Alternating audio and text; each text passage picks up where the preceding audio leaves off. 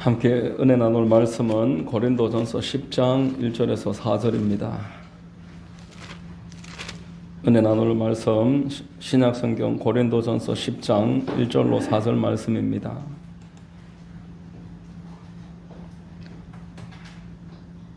제가 봉독해 드리겠습니다. 형제들아, 나는 너희가 알지 못하기를 원하지 아니하노니 우리 조상들이 다 구름 아래에 있고 바다 가운데로 지나며 모세에게 속하여 다 구름과 바다에서 침례를 받고 다 같은 신령한 음식을 먹으며 다 같은 신령한 음료를 마셨으니 이는 그들을 따르는 신령한 반석으로부터 마셨음에 그 반석은 곧 그리스도시라. 아멘. 아멘. 할렐루야. 네, 주일 오전 예배 나오신 여러분들 주님 이름으로 환영하고 축복합니다. 우리 저희 분들과 한번 인사하겠습니다. 참 잘 오셨습니다. 참 잘 오셨습니다. 저는 봉독해드린 고린도전서 10장 1절로 4절 말씀을 통해서 그를 따르는 신령한 반석, 이와 같은 제목으로 은혜를 나누겠습니다. 성령께서 큰 은혜 더해 주시기를 바랍니다. 자, 여러분, 이 주변에 보니까 저기 가정교회, 통일교회요, 또 교회를 써붙여놨고, 또 하나님의 교회, 경찰서 앞에도 교회를 써붙여놨고, 신천지도 자기들이 교회라 그러고. 자, 교회를 한자로 쓰면은 가르칠 교자에 모일 회자니까 물론 그들도 교회라고 말할 수가 있을 것입니다. 그러나 우리 성경에 기록된 헬라어의 에클레시아는 예수님을 주로 믿는 사람들의 모임입니다. 자, 믿음과 이 가르침은 밀접한 관련이 있습니다. 믿음은 충분히 배움으로부터 계속 발전되고 유지되고 강건해집니다. 성 어거스틴이 이렇게 말했습니다. 믿음은 우리가 잘 이해하는 만큼 유지되고 강해진다. 자, 믿음은 하나님의 선물인 줄로 믿습니다. 아멘. 하나님의 선물이지만 가만히 내버려두면은 유지가 되고 더 점점 자라고 커지는 것은 아니다라는 겁니다. 그래서 사도 바울은 가는 곳마다 회당에서 가르쳤습니다. 예수님도 가는 곳마다 가르치셨습니다. 아는 만큼 믿음이 자랍니다. 아는 만큼 기도도 하는 것이고 아는 만큼 보이는 겁니다. 아는 만큼 성경도 깨달아지는 것입니다. 많이 배워야 잘 가르칠 수도 있습니다. 어린이 전도협회 저기 마산역에 옆에 가보면은 입구에 이렇게 써 있습니다. 우리가 배우기를 멈추면 가르치기도 멈춰야 합니다. 이제 가르치는 것은 이제 그냥 내 생각을 가르치는 것이 아니라 하나님의 말씀을 가르쳐야 되기 때문에 계속 배워야 된다라는 겁니다. 자, 여러분, 오늘 본문의 1절에 보면은 형제들아, 나는 너희가 알지 못하기를 원하지 아니하노니 이렇게 말합니다. 말이 좀 복잡하죠. 그냥 알기를 원한다 그러면 되지. 왜 알지 못하기를 원하지 아니하노라 이렇게 두 번 부정적인 그 단어를 안 넣어도 될 텐데 왜 넣었을까? 자, 여러분, 진리를 알지 못하는 것을 강하게 부정하기 위함입니다. 분명히 진리를 아는 데서 자유가 생겨나기 때문입니다. 우리 주님은 우리가 진리를 알기를 원하십니다. 아멘. 그러므로 진리를 알아서 큰 자유에 이르시기를 주의 이름으로 축원합니다. 아멘. 여러분, 우리가 무엇을 알아야 할까요? 오늘 본문은 몇 가지를 말씀을 합니다. 성도가 지나가는 이 신앙생활은 광야길이다라는 것을 알아야 한다는 겁니다. 1절을 다시 같이 한번 읽어보겠습니다. 형제들아, 나는 너희가 알지 못하기를 원하지 아니하노니 우리 조상들이 다 구름 아래에 있고 바다 가운데로 지나며 이렇게 말합니다. 자, 이스라엘 백성들은 홍해를 건너기 전부터 구름 기둥이 그들을 인도했습니다. 그리고 바다를 통과했습니다. 홍해는 애굽과 이제 광야에 있는 바다입니다. 약속의 가나안 땅에 들어가기 전에 이스라엘 백성들이 지나가야 할 장소는 광야다라는 것입니다. 불신 세상과 하나님의 그 약속의 땅에 있는 그 사이는 광야입니다. 여러분, 저와 여러분들이 이 신앙생활을 하면서 살아가는 이 세상은 광야다. 성경은 알려주고 있습니다. 이 광야에서 약속의 땅을 갈망하는 것입니다. 하나님이 주신 그 약속과 그 축복을 바라보면서 이 광야의 시간에 승리해 나가야 되는 것입니다. 디모데후서 3장 12절에 무릇 그리스도 예수 안에서 경건하게 살고자 하는 자는 박해를 받으리라 이렇게 말씀합니다. 하나님을 두려워하고 하나님의 말씀을 떠는 사람, 그 사람들은 이 땅 가운데서 박해를 받으면서 견딜 수밖에 없다라고 말합니다. 하나님을 기쁘시게 하고 또 하나님 싫어하시는 것을 멀리하는 것은 세상의 방식이 아닙니다. 공중 권세 잡고 있는 원수 마귀들의 정오를 받을 수밖에 없고 또 우리 육신과 우리의 심정으로부터도 배치되는 것입니다. 여러분, 욥이 신앙생활을 하면서 마귀의 참소를 받았습니다. 그리고 찾아온 친구들이 그를 고통스럽게 했습니다. 그의 마음속에도 많은 갈등이 있었습니다. 여러분, 우리를 고통스럽게 하는 사람들도 저 멀리 있는 게 아닙니다. 늘 주변에 있습니다. 가족들이, 배우자들이 또는 친구들이 찾아와서 우리를 힘들게 하고 어렵게 합니다. 저도 이번 명절 가운데 이제 복음을 전하려고 친척들 집에 이렇게 쭉 명절마다 찾아가는데 어느 한 작은 집에서 전화가 왔어요. 이번 달에는 올해 명절에는 오지 말라. 왜 그러냐니까 펜션을 잡아놓고 전체 며느리하고 사위하고 다 같이 놀러 가기 때문에 오지 말라는 거예요. 지난 한 15년 이상 매년 명절이면은 같이 식사하면서 제가 대표로 기도하고 어떨 때는 예배도 드리고 했었는 집인데 이제 할머니가 돌아가시고 이제 한 5년쯤 지났는데 이제는 오지 말라는 뜻인지 놀러 가니까 오지 말라고 전화를 받았습니다. 출발하는데 차에 시동을 거는데 전화가 왔길래 김이 쫙 빠지더라고요. 자, 그래서 작은 집에는 못 가고 고모들 집에 쭉 다니면서 연습장을 준비해서 복음을 전하고 그렇게 전도를 했던 시간이 있었는데 재미있는 이야기를 들었습니다. 제가 복음을 전하다 보니까 사주를 언제 한번 봤다는 거예요. 고모가 사주를 봤는데 저희 할머니가 예수님을 잘 믿었습니다.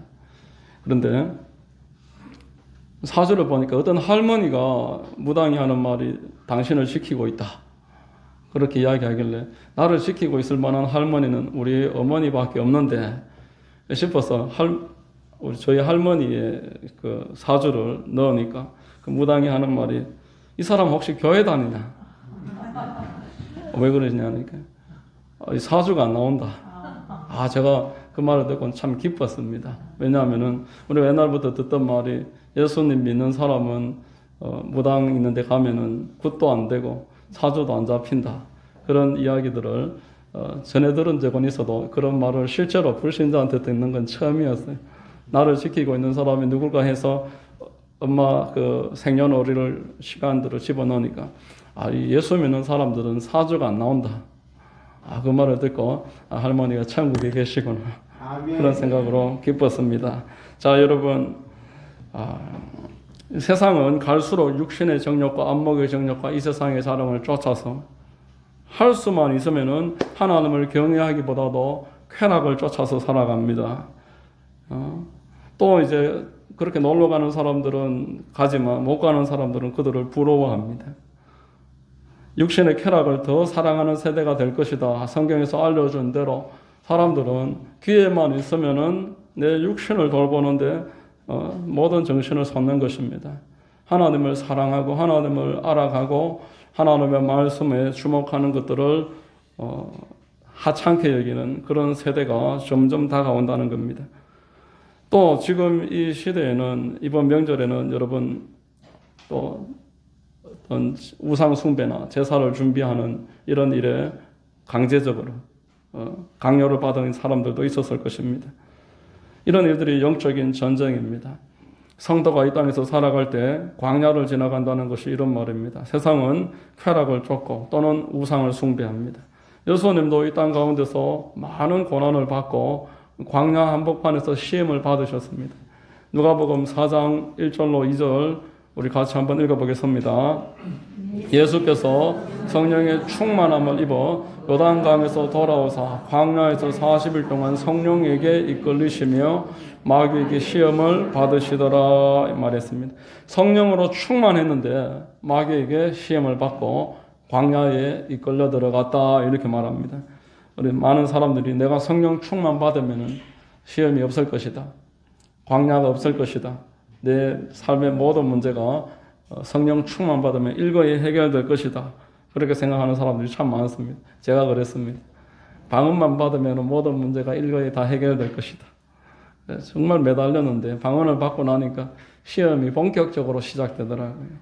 그전에는 하나님이 철저히 보호해 주셔서 아무런 문제가 없었는데 그전에 비하면 딱 방언 받고 성령 충만 받고 그 이후로는 하나부터 다 모든 일에 시험이 찾아옵니다. 여러분 사람들이 내가 지금 시험이 많은 것에 대해서 광야가 계속 이어지는 것에 대해서 자책하는 분들이 있습니다. 내가 믿음이 부족해서 그런가? 내가 성령 충만하지 못해서 그런가? 그러나 예수님도 성령 충만 받아서 광야에 들어가셨습니다. 성도들은 반드시 성령 충만 받아서 광야를 통과해야 되는 줄로 믿으시기를 바랍니다. 여러분 우리의 믿음이 진짜인지 또 나에게 주신 자유와 축복을 이렇게 오용하지는 않는지 하나님은 확인하시는 겁니다. 하나님이 다 아시니까 확인하지 않으신다라는 것은 아브라함이 시험 통과할 줄 주님이 아셨지만 시험하셔서 확인하시는 것처럼 반드시 하나님은 우리가 실제적으로 결단하기를 선택하시는 줄로 믿습니다. 아멘. 자, 여러분 광야를 통과해야 되고 두 번째 광야를 지날 때 성령께서 함께 계시는 줄로 믿습니다. 아멘. 광야를 통과할 때 우리 힘으로 통과할 수가 없습니다. 10장 1절에 형제들아 나는 너희가 알지 못하기를 원하지 아니하노니 우리 조상들이 다 구름 아래에 있고 바다 가운데로 지나며 이렇게 말합니다. 여러분 출애굽 시작에서부터 이미 홍해를 건너기 전부터 구름 기둥이 이스라엘 백성들을 이끌었습니다. 애굽이 쫓아올 때 그 군대와 이스라엘 사이에 구름 기둥이 뒤를 가로막아서 구분을 확실하게 했던 것입니다. 여러분 구름 기둥과 불 기둥은 성령님의 임재를 상징하는 것입니다. 여러분 광야는 우리 인간의 힘으로 통과할 수 있는 곳이 아닙니다. 강수량이 1년에 한 30mm 정도. 그러니까 센치로 하면 3cm죠. 이 정도밖에 비가 안 오는 곳이 광야입니다. 이것도 안 오는 곳은 사막입니다. 여러분 태양빛이 내리쬐입니다. 물도 없습니다. 식물도 없습니다. 거기를 인간의 힘으로 어떻게 지나갑니까? 밤이 되면은 영하로 기온이 떨어집니다. 하나님께서 구름 기둥과 불 기둥으로 밤낮으로 지켜주지 않으면 단 하루도 버틸 수 없는 것이 사막인 것입니다. 우리 주님은 이 땅에 우리와 함께 계셨던 보혜사이십니다. 예수님이 부활하시고 승천하신 다음에 또 다른 보혜사를 보내주실 것이다. 우리에게는 신앙생활에 반드시 보혜사가 필요하기 때문입니다. 요한복음 14장 16절로 17절 같이 한번 읽겠습니다. 내가 아버지께 구하겠으니 그가 또 다른 보혜사를 너희에게 주사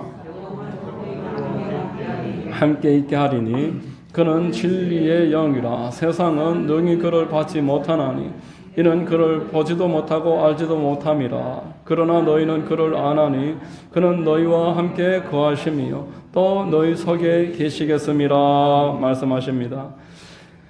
여러분 늘 성령님을 인정하시기를 주의 이름으로 부탁드립니다. 늘 환영하고 인정하고 모셔드리고 잘 안 되지만 어느 공간에 들어갈 때마다 성령님을 인정하고 무슨 새로운 일을 시작할 때마다 성령님 앞에 짧게라도 기도하는 그런 습관을 우리에게 반드시 필요합니다. 아멘. 이 보혜사는 파라클레토스라는 단어입니다. 옆에 보냄을 받으신 분. 성령님은 우리와 함께 계시도록 영원토록 보냄 받으신 분입니다. 그러므로 우리가 인정을 하든 안 하든 성령님은 늘 우리 곁에서 우리와 동행하시는 줄로 믿습니다. 아멘. 이 보혜사라는 단어의 의미는 중재자라는 뜻이고 돕는 자, 변호자, 위로자 또는 중보기도해 주시는 분이다. 그런 뜻입니다. 여러분 성령님은 우리 옆에서 구경하시는 것이 아니라 우리를 위해서 간절하게 기도하고 계십니다. 로마서 8장 26절에 같이 한번 읽겠습니다. 이와 같이 성령도 우리의 연약함을 도우시나니 우리는 마땅히 기도할 바를 알지 못하나 오직 성령이 말할 수 없는 탄식으로 우리를 위하여 친히 간구하시느니라 이렇게 말합니다. 여러분, 광야와 같은 이 인생길에 성령께서 우리와 함께 계셔서 기도해 주시지 않는다라면은 우리는 나의 육신의 정욕과 세상의 마귀와 이 세상의 이 문화와 풍습을 감당할 수가 없을 것입니다. 그러나 우리 주님께서는 늘 우리와 함께 계셔서 지금도 우리와 함께 우리를 위해서 기도하고 계십니다. 아멘. 뿐만 아니라 우리에게 무엇을 기도해야 될지 깨닫게 해주십니다. 기도할 바를 알게 하십니다. 거기에다가 기도할 은사를 더해 주시는 것입니다. 아멘. 기도할 은사를 더해 주셔서 넉넉하게 많이 충분하게 기도할 수 있도록 도와주십니다. 아멘. 여러분, 내 생각만 가지고 우리가 기도하면은 30분도 채 기도하기가 어려울 것입니다. 무슨 말을 해야 될지 생각하기도 복잡해서 잘 모를 것입니다. 그러나 하나님이 기도할 수 있는 은사를 더해 주십니다. 특별히 많은 은사를 주시지만 방언의 은사를 사모하시기를 바랍니다. 아멘. 하나님이 우리에게 방언의 은사를 주셔서 우리로 하여금 날마다 계속 기도할 수 있도록. 어느 장로님이 간증을 들어보니까 조영기 목사님하고 선교 여행을 떠나는데 조영기 목사님이 샤워할 때도 조영기 목사님 같은 경우에는 영적 공격이 많기 때문에 호텔에 들어갈 때도 혼자 안 주무시고 늘 장로님들하고 같이 주무시는데 어떤 일이 있을지 모르기 때문에 보면은 샤워할 때도 늘 방언으로 기도한다. 샤워할 때도 방언으로 기도하신다. 그리고 집회 도착하기 직전까지 방에서 늘 방언으로 기도하지 어디 외출하는 법이 없다는 거예요. 우리가 샤워할 때 기도하려면은 방언이 아니고서 어떻게 기도하겠습니까? 우리가 차 운전할 때 기도하려면은 방언의 은사가 얼마나 중요한지 어디 1시간씩 할 때 방언의 은사가 없으면 그 시간 지루하게 어떻게 지나가겠습니까? 그러므로 여러분 은사를 사모하시기를 바랍니다. 아멘. 구하는 자에게 주는 줄로 믿습니다. 아멘. 하나님이 우리에게 승리케 하시기 위해서 표적으로 주시는 은사가 방언입니다. 방언으로 쉼없이 기도하다 보면은 마음의 우울함과 불안함과 암담함이 떠나가게 됩니다. 아멘. 그리고 하나님 앞에 깊이 기도함으로 말미암아서 마음의 상쾌함과 큰 평안을 얻게 되는 것입니다. 다 맡겨드릴 수 있는 믿음이 날로 세워지게 되는 줄로 믿습니다. 아멘. 자, 여러분, 우리 주님은 우리에게 성령님을 보내주셔서 우리로 하여금 이렇게 믿게 하시고 또 기도하게 하시고 증인으로 살아갈 수 있도록 도와주십니다. 사도행전 1장 8절 같이 한번 읽어보겠습니다. 오직 성령이 너희에게 임하시면 너희가 권능을 받고 예루살렘과 온 유대와 사마리아와 땅 끝까지 이르러 내 증인이 되리라 이렇게 말했습니다. 예수님은 너희가 성령 세례를 받아도 좋고 안 받아도 좋다 이렇게 말씀하지 않으셨습니다. 반드시 성령을 받아야 된다고 말했습니다. 예루살렘을 떠나지 말고 아버지께서 약속하신 것을 기다리라 말씀하셨습니다. 누가복음에 보면은 예수님은 불과 성령으로 침례를 베푸시는 분이다 이렇게 말했습니다. 여러분, 권능은 우리에게 속한 것이 아닙니다. 위로부터 내려오는 것입니다. 아멘. 그러므로 우리는 간절하게 사모하고 성령님 충만함을 받기 위해서 간절히 구하고 또 모셔드리는 그런 적극적인 우리의 기도가 필요한 것입니다. 아멘. 여러분, 성령이 아니고서는 기도도 할 수가 없고 증인도 될 수가 없고 성령이 아니고서는 우리가 예수님을 믿을 수도 없습니다. 우는 사자와 같은 원수 마귀들이 삼킬자를 찾고 있는 이때에 우리는 오직 성령 충만함으로 말미암아서 내 믿음을 지키게 되고 믿음이 날로 더해지는 것입니다. 고린도전서 12장 3절에 그러므로 내가 너희에게 알리노니 하나님의 영으로 말하는 자는 누구든지 예수를 저주할 자라 하지 아니하고 또 성령으로 아니하고는 누구든지 예수를 주시라 할 수 없느니라 말씀했습니다. 우리는 성령 충만함으로 말미암아 예수님을 믿고 살아갑니다. 우리 신앙 여정 전체에서 성령께서 우리에게 승리를 더해 주시는 것입니다. 우리가 성령으로 인치심을 받을 때 세상과 우리는 구분될 수 있습니다. 세상에서 넉넉하게 승리하게 되는 것입니다. 여러분 요한계시록 7장 2절에서 4절에 보면은 우리 같이 한번 읽어보겠습니다. 또 봄에 다른 천사가 살아계신 하나님의 인을 가지고 해 돋는 데로부터 올라와서 땅과 바다를 해롭게 할 권세를 받은 네 천사를 향하여 큰 소리로 외쳐 이르되 우리가 우리 하나님의 종들의 이마에 인치기까지 땅이나 바다나 나무들을 해하지 말라 하더라. 내가 인침을 받은 자의 수를 들으니 이스라엘 자손의 각 지파 중에서 인침을 받은 자들이 14만 4천이니 이렇게 말합니다. 14만 4천. 여러분 어디서 많이 들어본 숫자 아닙니까? 신천지가 14만 4천 명의 숫자를 말하는 것인데, 그러나 여기에 숫자는 14만 4천은 어떤 그 수치상의 숫자를 말하는 게 아닙니다. 12지파의 각 지파의 그 12이 대표 숫자로서 그래서 1000명 곱하기 12 또 12 이렇게 해서 14만 4천 명. 이 숫자의 의미는 무수히 많은 숫자를 말하는 것입니다. 아무도 능히 셀 수 없는 숫자.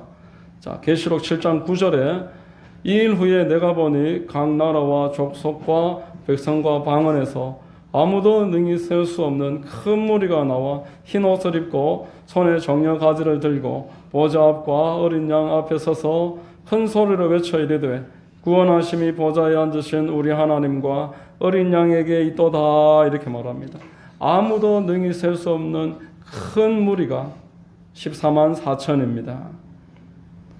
여러분 주님으로부터 인침을 받은 이 14만 4천은 하나님이 이 세상 가운데서 구분한 사람들, 어린 양이 그들의 목자가 된 사람들, 그래서 영원토록 구속받은 사람들을 말하는 것입니다. 영원토록 주님으로부터 보호받는 사람들입니다. 하나님으로부터 인침받은 사람들이 이 땅에서도 보호받고 구분되고 영원한 주의 나라에 들어가는 줄로 믿습니다. 계시록 7장 15절 우리 그 이하를 같이 한번 읽어보겠습니다. 그러므로 그들이 하나님의 보좌 앞에 있고 또 그의 성전에서 밤낮 하나님을 섬기며 보좌에 앉으신 이가 그들 위에 장막을 치시리니 그들이 다시는 주르지도 아니하며 목마르지도 아니하고 해나 아무 뜨거운 기운에 상하지도 아니하리니 이는 보좌 가운데 계신 어린 양이 그들의 목자가 되사 생명수 샘으로 인도하시고 하나님께서 그들의 눈에서 모든 눈물을 씻어주실 것임이라 말씀합니다. 성령께서 인친 더한 사람들, 하나님의 인을 받은 사람들, 이 사람들은 14만 4천, 무수히 셀 수 없는 많은 숫자로서 하나님으로부터 구원을 받아서 천국에서 주님과 함께 영원히 거하고 눈물의 씻음을 받은 자들입니다. 여러분, 이 하나님의 인침 받은 것, 이게 바로 성령 세례를 말하는 것입니다. 아멘. 하나님으로부터 인침 받는 것이 성령 세례입니다. 고린도후서 1장 21절 22절 같이 읽습니다. 우리를 너희와 함께 그리스도 안에서 굳건하게 하시고 우리에게 기름을 부으신 이는 하나님이시니 그가 또한 우리에게 인치시고 보증으로 우리 마음에 성령을 주셨느니라. 아멘. 성령으로부터 충만받는 것, 이게 인침받는 것입니다.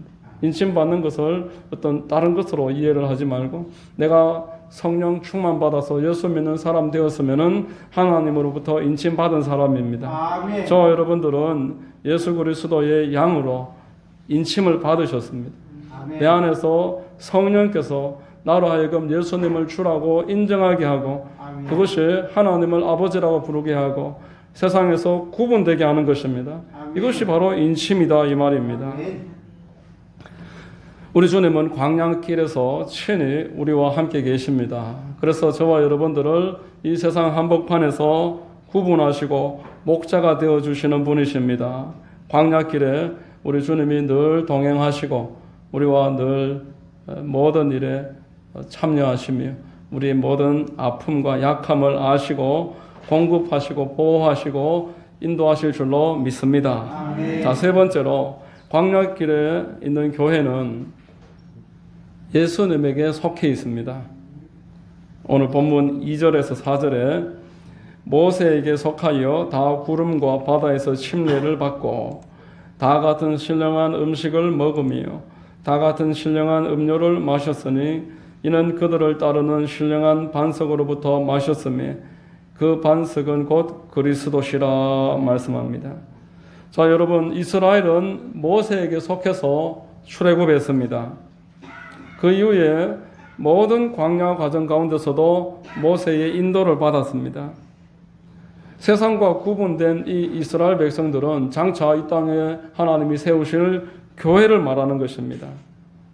모세는 선지자로서 예수님을 보여주는 것입니다. 자, 사도행전 7장 37절로 38절 같이 한번 읽어보겠습니다. 이스라엘 자손에 대하여 하나님이 너희 형제 가운데서 나와 같은 선지자를 세우리라 하던 자가 곧 이 모세라. 시내산에서 말하던 그 천사와 우리 조상들과 함께 광야 교회에 있었고 또 살아있는 말씀을 받아 우리에게 주던 자가 이 사람이라 말씀합니다. 모세는 신명기서에 보면은 나와 같은 선지자를 우리 주님이 보내실 것이다 말했습니다. 예수 그리스도를 증거한 것입니다. 광야에 있었던 이스라엘 백성들을 지금 광야 교회라고 부르고 있고 모세가 오실 자의 표상이다라고 이야기하는 것은 모세가 그리스도를 이제 드러내는 한 사람인 것을 말하는 겁니다. 여러분, 교회는 이 땅 가운데서 광야에 속해 있지만 하나님에 속해서 하나님의 인도와 보호를 받는 줄로 믿습니다. 그러므로 교회는 어떤 상황과 형편 가운데 있을지라도 넉넉하게 승리하게 될 것입니다. 내 환경이 어떠할지라도 우리 주님이 우리의 머리가 되셔서 우리를 인도하고 계시기 때문입니다. 교회는 그리스도의 몸입니다. 하나님께서 우리를 사랑하셔서 십자가의 보혈로 값을 치르시고 우리를 이제 대속하시고 사들이셨습니다. 머리가 자기 몸을 돌보듯이 그리스도께서는 당신의 몸인 교회를 늘 지키시고 보호하고 계십니다. 아멘. 포도나무에 접붙임을 받은 그 가지가 포도나무를 지키는 것이 아니라 가지가 포도나무에 붙어 있으면은 그 뿌리로부터 공급을 받고 보존되는 것이라고 성경은 말씀하고 있습니다. 우리가 그리스도께 접붙임을 받았으면은 내가 예수님을 믿으려고 노력하는 게 아니라 예수님이 우리를 지키기 위해서 붙잡고 계시고 공급하시는 것입니다. 여러분, 신앙생활은 오직 그리스도 안에 속해 있는 생활이고 그 안에서 이루어지는 줄로 믿습니다. 본문의 2절에 보면은 모세에게 속하여 다 구름과 바다에서 침례를 받고 이렇게 말했습니다. 출애굽해서 구름의 인도 가운데서 바다를 지나가는 것을 침례라고 표현하고 있는 것입니다. 침례는 영적인 출생 신고와 같습니다. 이제 나는 하나님의 소속이 되었음을 선포하는 것입니다.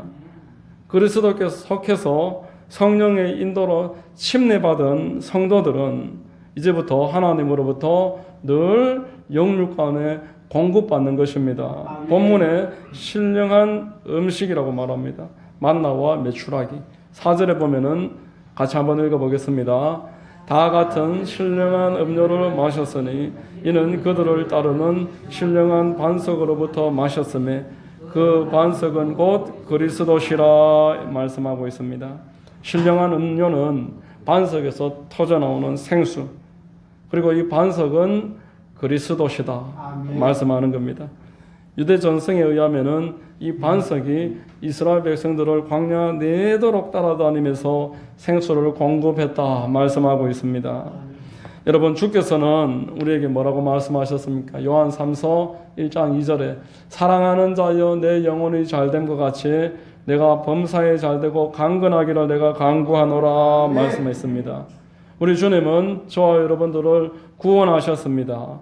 우리를 천국 가는 그 입장권만 주신 것이 아닙니다. 가는 과정 가운데서 광야를 통과할 수 있도록 우리 모든 영과 혼과 육의 필요를 공급하시는 것입니다. 아멘. 신령한 반석 되시는 그리스도께서 늘 교회와 함께 있으며 그래서 음료와 양식을 공급하시고 영적으로 육적으로 모든 것을 채우시는 줄로 믿습니다. 어제나 오늘이나 영원토록 동일하신 주님께서 지금도 우리와 함께 계셔서 우리의 반석 되시고 우리의 모든 영육간에 채우시고 보호하시고 이끌어 주실 것입니다. 아멘. 날마다 이 은혜 가운데서 살아가시기를 우리 주님의 이름으로 축원드립니다. 아멘. 기도하겠습니다. 하나님 아버지 감사합니다. 말씀을 통해서 신령한 반석이신 주님이 늘 우리와 함께 있고 우리가 광야의 한복판에 있을지라도 성령이 함께 계시며 그리스도 안에 속해 있는 하나님의 보호의 대상인 것을 깨닫게 하시니 감사합니다. 염려와 근심을 내려놓고 두려워하지 말고 오직 우리 주님만 깊이 의지하는 가운데 승리할 수 있도록 역사하여 주시옵소서. 감사하오며 예수님의 이름으로 기도드립니다. 아멘. 아멘.